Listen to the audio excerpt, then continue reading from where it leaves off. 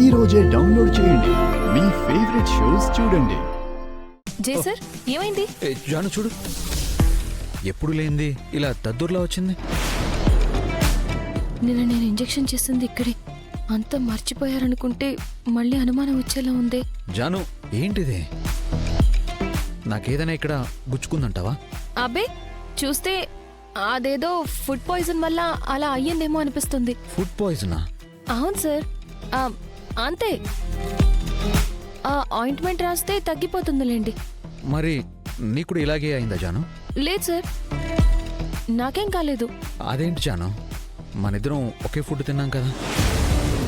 మరి నాకు food poison అయినప్పుడు నీకు కాకుండా ఎందుకుంటుంది? ఆహా, మీరన్నది నిజమే సార్, కానీ నాకు అలా ఏమీ కాలేదు. లేదు జాను, ఖచ్చితంగా నీకు కూడా ఇలాగే ఎక్కడో అయ్యే ఉంటుంది. ఉండు, నేను చూస్తాను. సార్ లేదు, నాకేం కాలేదు.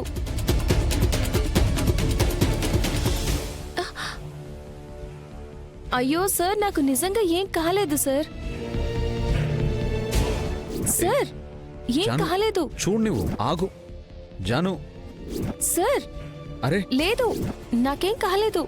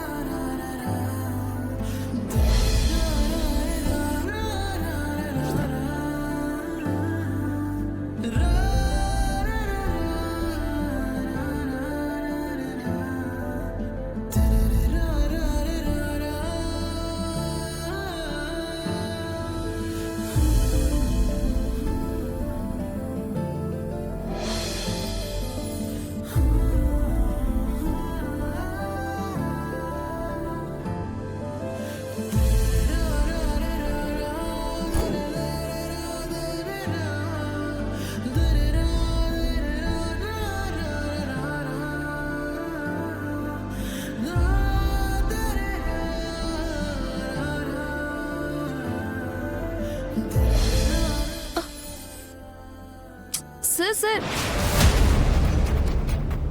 చూసారు కదా, దద్దుర్లు ఏమైనా కనిపించాయా? లేదు జాను. అంటే ఇప్పటికైనా నేను చెప్తుంది నిజమని నమ్ముతారు కదా? నేను నమ్ముతాను జాను. నీ ఒంటిపైన ఎలాంటి సిమ్టమ్స్ లేవు. అమ్మయ్యా, బతికిపోయాను. కానీ ఒంటిపైన రాలేదు అంటే ఖచ్చితంగా ఒంట్లో ఏదో జరిగే ఉంటుంది. ఒంట్లో ఏదో జరగడం ఏంటి సార్? ఎందుకైనా మంచిది, పద హాస్పిటల్కి వెళ్దాం. సార్, నాకేం కాలేదు సార్, నన్ను నమ్మండి. లేదు జాను, హెల్త్ చాలా ఇంపార్టెంట్. అందులోనూ నీ హెల్త్ నాకు ఫస్ట్ ప్రయారిటీ. సార్, ఏంటి సార్ మీరు చిన్నదానికి ఇంతలా టెన్షన్ పడుతున్నారు? నా ఒంటిపైన కనిపించేది చిన్నదే కావచ్చు జాను, కానీ నీ ఒంట్లో కంటికి కనిపించింది ఎంతలా ఉందో ఆలోచిస్తేనే చాలా భయంగా ఉంది నాకు. పద, ముందు హాస్పిటల్కి వెళ్దాం. Sir sir sir sir sir please, నేను చెప్పేది వినండి. నాకు నిజంగా ఏం కాలేదు, నేను బాగానే ఉన్నాను. అదే మాట డాక్టర్ చెప్తే వినాలనుంది. అప్పటిదాకా నీకేమవుతుందో అన్న టెన్షన్ నేను భరించలేను.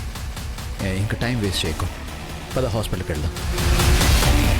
ఇప్పుడు కనుక హాస్పిటల్కి వెళ్తే అది ఫుడ్ పాయిజన్ కాదు, ఇంజెక్షన్ చేశానని తెలిసిపోతుంది. సార్ని ఎలా ఆపడం?